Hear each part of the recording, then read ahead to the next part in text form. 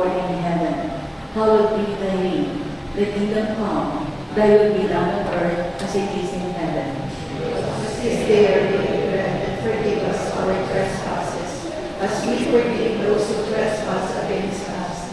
And lead us not into temptation, but deliver us from evil. Amen. Hail Mary, full of grace, the Lord is with you.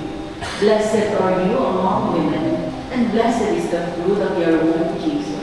Holy Mary, Mother of God, pray for us sinners, now and at the hour of our death.